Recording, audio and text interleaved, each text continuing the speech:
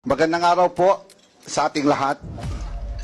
Nakita po natin kahapon ang part 1 ng video message ni Vice President Sara Duterte kung saan nililihis na naman niya ang mga issue. Talaga pong tatak Duterte na yata ang pambubudol.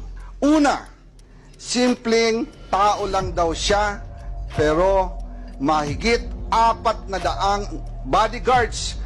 Siya lang po ang kaisa-isang Vice President sa kasaysayan ng Pilipinas na may ganon kadaming security.